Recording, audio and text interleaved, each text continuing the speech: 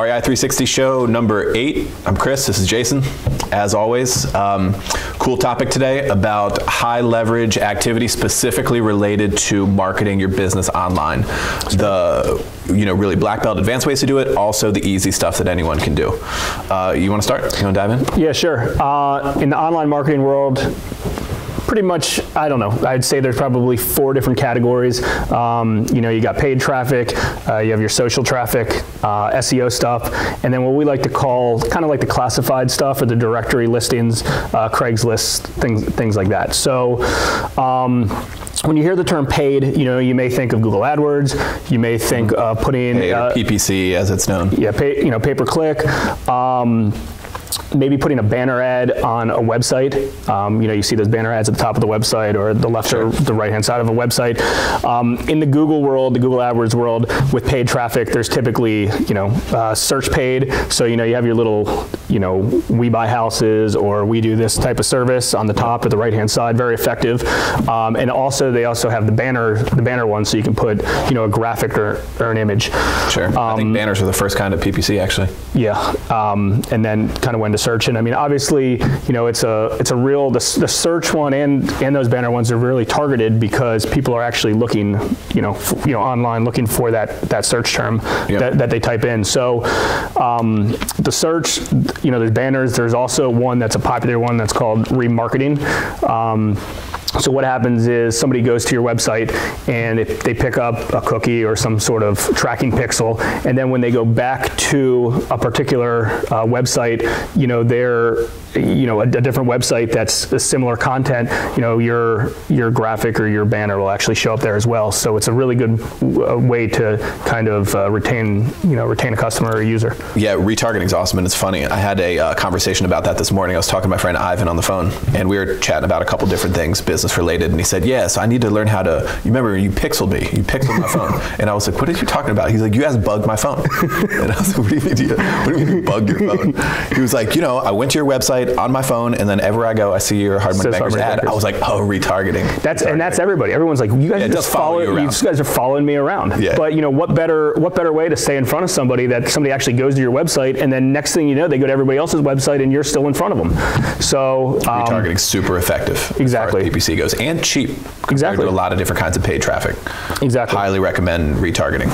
And then, related to that paid traffic, Google obviously, there's one called Microsoft Ad Center, which is Microsoft, Bing, MSN, what are those 3? No, Yahoo, sorry. Yahoo, Bing, MSN, yep. And they're all under one umbrella of Microsoft Ad Center. So again, Google captures the majority of the traffic, but, still, older generations, things like that, still like to go into Yahoo and things like that. So those are options. I mean, there's probably 20% of the search traffic, I would say, in 80-20 in those engines. So it's a decent way to do it. One other real quick distinction is, there's PPC, which is pay-per-click, and then there's also CPM, which is cost per impression. So it's not necessarily charging you when somebody clicks on your ad, but when you're paying to have that ad network distribute your ad. So every time it pops up and somebody views it, you're getting charged that way, and it's typically a lot cheaper to do it that way as well. So, and then other stuff related to paid is, Facebook's got a paid platform. A lot of companies right now Facebook are coming out with really hot right now with paid paid advertisement types. So depending on what industry you're in, you can look into some of that stuff. Facebook's very targeted because a lot about people, and then Google on one end is very good because people are actually typing in the search term. Yeah, I think there is. I mean, if someone wants to get into it in the real estate industry, which is, of course, a lot of the people watching the show are in real estate in some capacity, investors, lenders, real estate agents, there are definitely paid traffic opportunities there. A lot of people are afraid of that because they're worried about the spend and I don't know how it works and all of that. But if you just pick one, like say you want to do Facebook ads, for example, pick one and learn it. And keep an eye on your numbers, what you're spending, let it go for a while, see the kind of leads you're getting, and what turns into some kind of customer, some kind of revenue, and just get good at one thing instead of being overwhelmed by the whole world of PPC. Yeah, it's an ever-changing world, and the ad networks change regularly. As we've have experience with pretty much all of them. I mean, we've been involved with a lot of them, and some of them produce better results than others. But over time and testing, it kind of determines what's best for it. So I guess one other thing on paid is, I don't know, you go to websites and give them money to post your banner or post your ad. That's kind of a way that after you have the old school media buys? Yeah, the old school media buys. Yeah. So, there's companies like advertising.com that you can go in and publish stuff on Washington Post and things like that, or CNN websites that, they have big, accounts with them. So even the little fish don't have to spend, $100,000 a month to advertise. You go through this intermediary, sure. and you can get into publications like that. So definitely recommend paid if you haven't done that before. Should we talk about social a little bit? Yeah, we can talk about social. Should we start off with that? Sure. Cool. All right, social media, obviously everyone's talking about it. It's really hot. It has been for a few years. We started marketing online before social was around. So a couple different things in the way how it will relate to specifically real estate business, but small business in general. The first things first, you need to know who your audience is, who your target customer is. In all likelihood, business-related stuff is best currently on Facebook. That demographic, like our demo in HMB, for example, is for the most part like 30 years old to 50 years old. Sure. And those people are on Facebook. That's their social platform. We're targeting people there. We know how to put stuff out to our fans of our different pages. Not so much in real estate, but in marketing and in web stuff and in music and TV, people are still big on Twitter. Twitter's getting a little noisy, a little fuzzy nowadays, so people don't like it as much as they used to. And then if you're looking for the younger demo, Instagram and Snapchat for sure. That's where it's at. And then other things are popping up like Periscope, Meerkat. So other things to keep an eye on as well, but just know your demo and start targeting, seeing where your people spend their time. Sure. And the second important thing I would say after that is see what kind of content you can put together that is really attractive to people, that people want to read. Is it blog posts? Is it videos? Is it something of value to whoever your audience may be is key when it comes to social, because there's a lot of noise out there. The show. Yeah. I like the show. Good example. Yeah, obviously engaging somebody is, it's one of those things, like everybody has a friend that posts every little darn thing they do on Facebook every day, and all of a sudden it's just like block, you don't want to see it anymore. Yeah, it's just you don't want to see it. So it's stuff that's interesting, stuff that's interactive. Obviously engagement's really good. The more you know as a business owner, the more you know about your clients and where they are and what types of stuff they're interested in, what times a day they log on to their accounts, the better you can hit them. And the good thing about social is most of it's pretty inexpensive, if not free.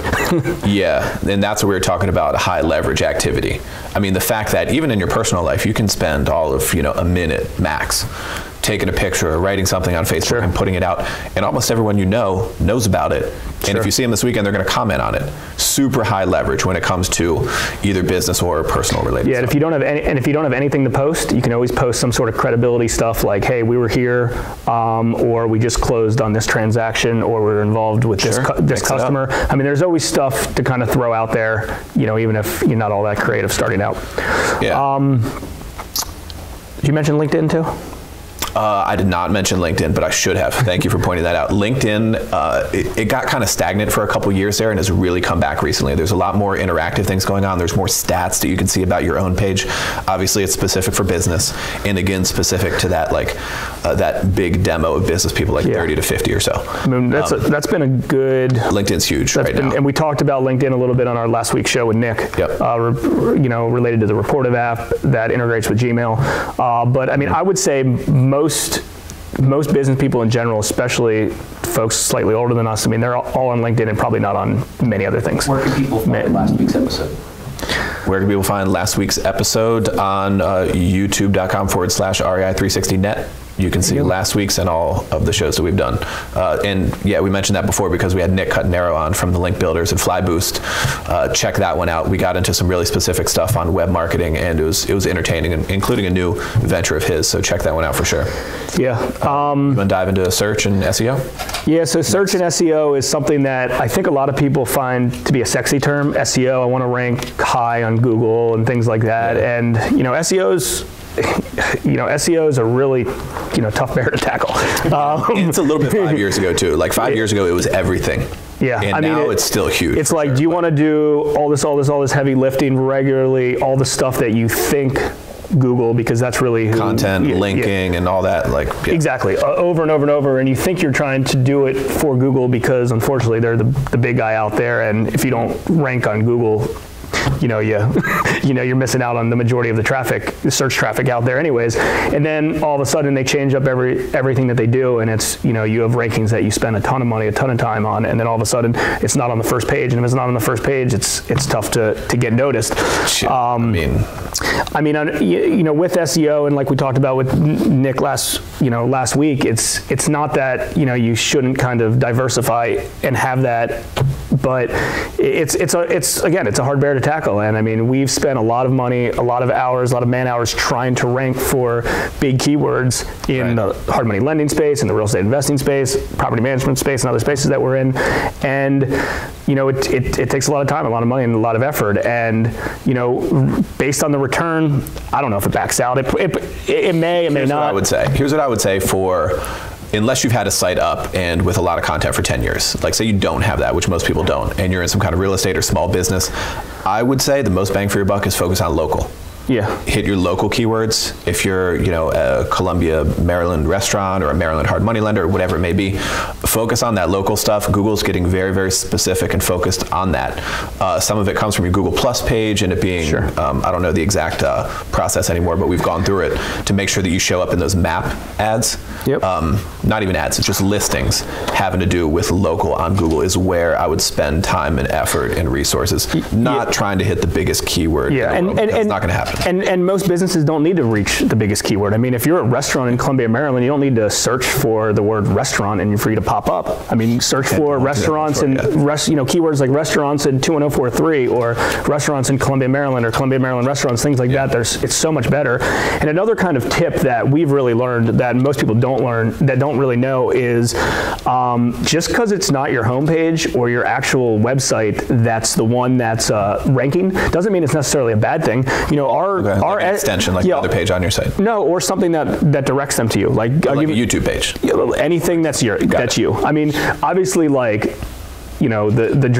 big dream is to have every, I don't know, what is there, 8 or 10 searches per page. Like you want every single one of them to be coming back to you. But if somebody searches for Columbia, Maryland car wash, I want my website to come up. I want my YouTube page to come up. I want my Facebook page to come up. I want some other local type of directory page to come up. So it all links back to you. And then you throw some search, Google AdWords on something like that, and all of a sudden, you're taking over the whole block. It's called taking over the block. You're taking over the page. You got all of the page of Google. So instead of us trying to rank for, real estate investors or real estate investings, we try to rank for, real estate investing in Maryland or help inside. And as soon as you put, you're not ranking for real estate investing.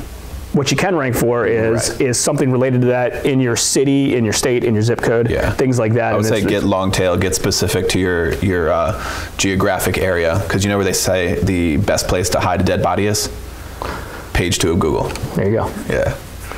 So even if it's a small niche keyword like your own brand or your personal name or something, I agree with Jason on that. Definitely try to own the block on something niche instead of never making any headway in a huge keyword like real estate. I mean, remember we were ranked number 5 or number 6 or number 7 for the term hard money lenders, all hard money lenders. And we only lend, in some of these local states. And it was like, yes, we ranked number 5, 6 or whatever it was, but did that even really matter? I mean, what does it matter if somebody's searching for you in California because you rank nationally? It's not doing you any good if you don't do business or you don't have a service that, works there anyway. So it makes sense to put all your resources into localized search terms for SEO, and if you can get rankings for that, that works out great. So I would say, kind of in our world, I guess, the fourth type of online marketing would be classifieds, directories, things like that. Craigslist would be an example, or in the real estate world, Postlets would be an example. And it's big for real estate, especially big for real estate or contractors or things like that.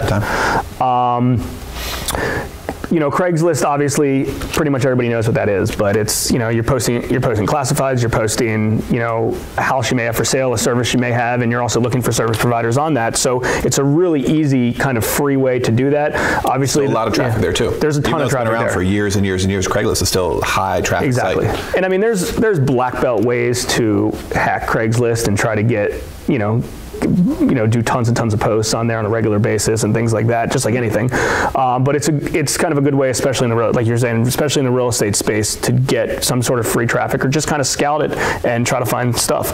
Contractors as well do that. Postlets is similar. We do a lot of stuff on like directory listings. So let's say you're a contractor and you want to advertise your contracting company on a directory company. So I don't know if I guess Angie's List is probably like that, but like a Service Magic. Some of them are free, some you pay for, and they're just free ways, or they're inexpensive ways, I should say, to do that. Let's say you're a property management company and you go to the REI Club, REIClub.com, they have a big directory and they list all property management companies, all types of things like that, and $100 a month, and you're listed there and you're ranked there. So a lot of different types of classified sections, and there's more. There's companies like onlineclassified.com and companies like that's all they do is classified, and sure. It's a good way that's very inexpensive, not free, to get traffic and get eyeballs on your service. Definitely agree with that. So, summarizing a little bit, as you can tell, and as you probably already know, the world of web marketing is gigantic, and you can't be an expert at everything. It's hard to even be proficient in all the stuff we just mentioned. We have outsourced people and a whole team here at the office because we do a lot of that, but you don't have to.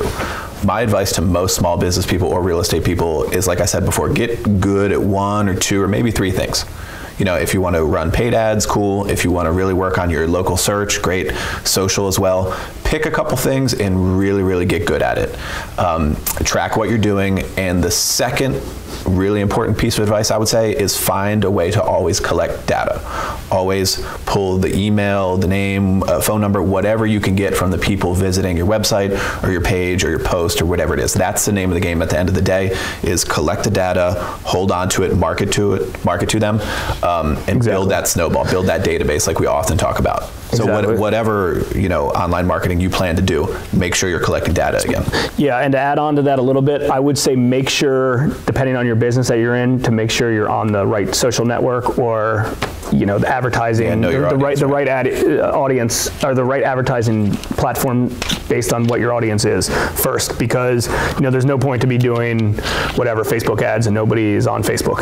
Yeah, or if we're just doing Snapchat all day, like that's not our target market, really. Exactly. So I think that that's a big thing, and again, to reiterate the importance of data is, if you're paying for somebody to click on an ad, if you're paying for somebody to come to your website, you better the heck monetize it. And if you're not selling them that first time, you better collect their email address so you can go back at them. Oh, for sure. Imagine if you're paying money to bring somebody into your store and they don't buy and they disappear. You have no idea who that person is, and there's no way for you ever to get back in touch with them. So it's worth it, and we actually do. We'll pay real money on clicks and on people coming to our website just so we can get their email address. It's a very targeted type of client. You can get their email address, maybe some more information, and then they're even if they don't buy from you right now, they're a customer in your database from us life, because you can go at them for different services, different products, and things like that. So. Cool. I know we had a couple questions, but I think we have time for one. Yeah, we'll do one question. Come in about organic traffic versus paid traffic. Okay, what about it? Just that. Can you guys talk about paid traffic versus organic traffic? Okay. Sure. Like what it is or what to do with it? Okay. So organic traffic, the way it's typically defined is somebody searches for you, or let's say someone does a search on Google, and there are going to be paid ads, typically on the right side, also at the top, and then there's going to be the listings of organic results. They're both good. They're both important. You end up there by doing very, very different things. Like you can run AdWords, for example, and pay to be there, and you're paying every single time someone clicks, possibly even every time you appear in the results. And on the other side, the organic results are free in terms of clicks, but not free in terms of time and effort and all the stuff it takes to get you there. And getting you there. If I had to pick, I'd say both. We like both.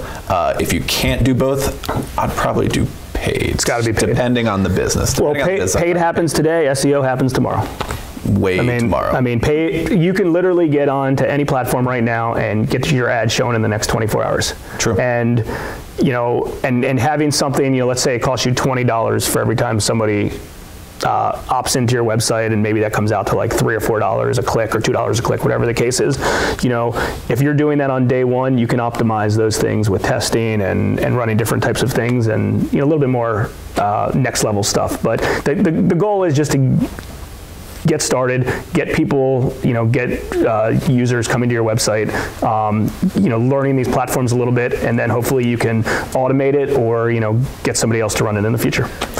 Very good. All right, REI 360 Show, episode number 8. Remember, you can ask questions in the future, hashtag the REI 360 Show. See you next time.